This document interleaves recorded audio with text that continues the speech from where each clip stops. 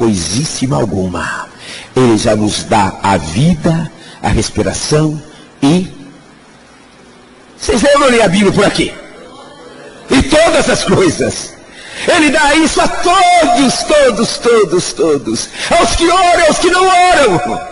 É Deus quem cura todos. Seja por provisão, através da medicina, provisão cirúrgica, através de exercício, de alimento. Deus é quem cura a todos. Nenhum médico sensato diz que ele cura alguém. Ele sabe que ele apenas faz uso de procedimentos óbvios.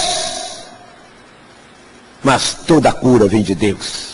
É Deus quem dá suprimento a todos, aos ímpios e aos justos, aos inimigos dele, aos que o odeiam noite e dia. Deus estende a sua mão o tempo todo e ainda os permitem sorrir a gargalhadas. Os permitem passear e viajar pelo mundo inteiro. Os permitem fazer uso dos cruzeiros, que custa uma fortuna com tantas delícias. Ímpios terem tanto dinheiro que, se fossem pensar no valor que tem, ficariam pirados. E filhos de Deus legítimos vivem padecendo limitações que não tem conta. Você vê ímpios saudáveis, por exemplo, como o ex-Roberto Marinho. 95 ou 96 que ele morreu. Por aí, 5 ou 6. Incrível! Quantos males aquele homem, com as empresas dele e os associados dele, causou à humanidade.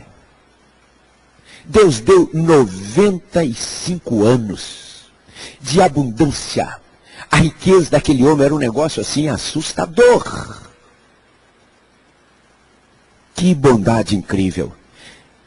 E o profeta do Salmo 37, ao contrário, que é o 73, começou a observar esta bondade de Deus para com os ímpios.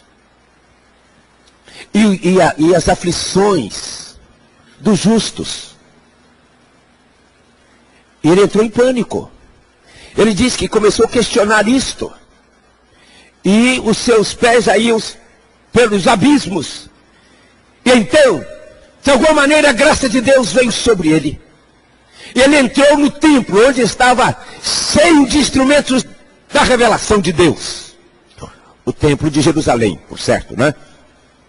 Que era uma representação de Jesus. Uma figura da morada de Deus.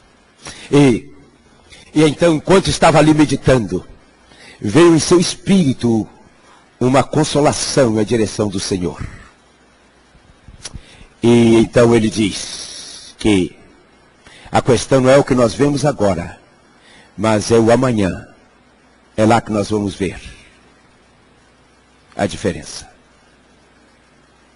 Porque Deus abençoa tantos ímpios, os feiticeiros, os idólatras, os bandidos de toda sorte, os satanistas das mais variadas organizações. E parece que não abençoou os filhos dele. Quem pode entender isto? É a bondade dele. E nós imaginamos que Deus tem alguma obrigação conosco. De respondermos, mas Senhor, eu posso reivindicar. Eu acho engraçado uns segmentos evangélicos aí que tem esse vocabulário e acham que tem teologia boa atrás.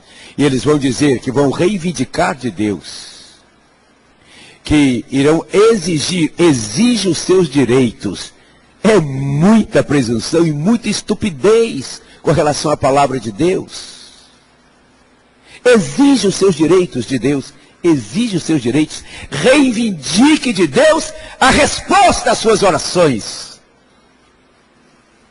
Senhor, você tem a obrigação de responder a minha oração, porque você diz na sua palavra isso, então eu tomo a sua palavra e digo que o Senhor tem a obrigação de responder. Ele diz, e você argumenta, mas a palavra, não é você quem diz, Deus, e eu tomo a palavra dele.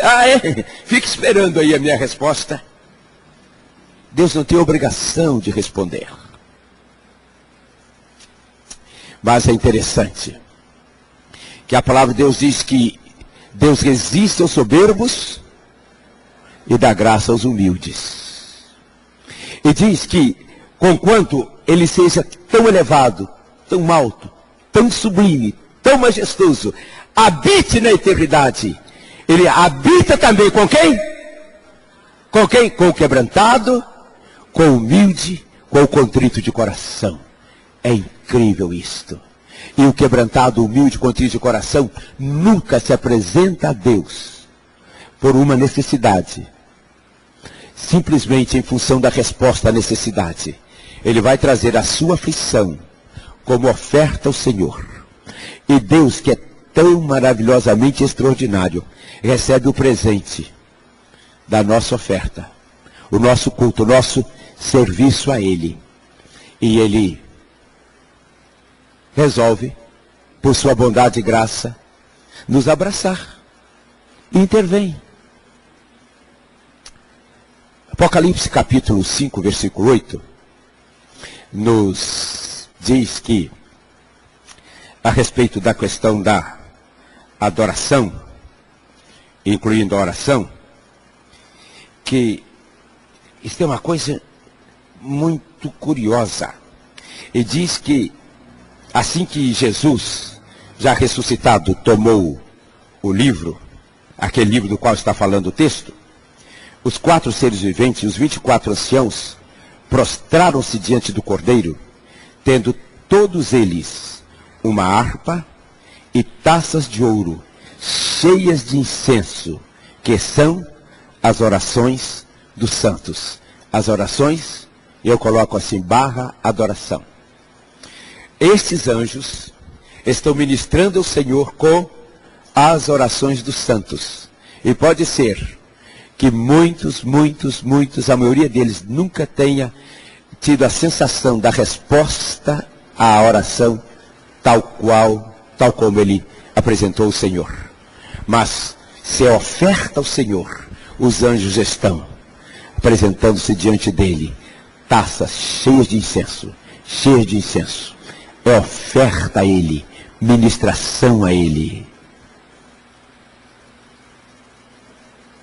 Por isso que está em Atos 13, e diz que estes profetas e mestres, lá em Antioquia, e representava a igreja de Antioquia diante do Senhor, estavam servindo ao Senhor. A palavra servir é que eles estavam ministrando ao Senhor. Eles estavam ministrando, não era através das coisas que eles faziam naquele lugar.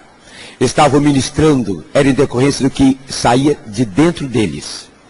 A única maneira para que os componentes de uma boa reunião religiosa evangélica possam de fato tornar-se expressões de oferta ao Senhor. Quer dizer, as expressões, os componentes de uma boa reunião, nós estamos tendo uma aqui agora. A única maneira para isto ser possível é que nós amemos a Jesus Cristo de todo o nosso coração, de toda a nossa alma, de todo o nosso entendimento, a nossa mente, e com toda a nossa força e vigor. A única maneira de Deus ser servido por alguém, mesmo que a natureza do ex-Lúcifer tenha sido revertida nesta pessoa, a única maneira de Deus ser servido é se ela amar a única provisão que temos de Deus para que o espírito de religiosidade evangélica, que é o pior que existe, o espírito, isto inclui a mentalidade, inclui aquela sensação generalizada que está no vocabulário das pessoas ou no inconsciente das pessoas, espírito nesse sentido, a maneira de pensar, mas além disto, há demônios os mais bem equipados, especializados em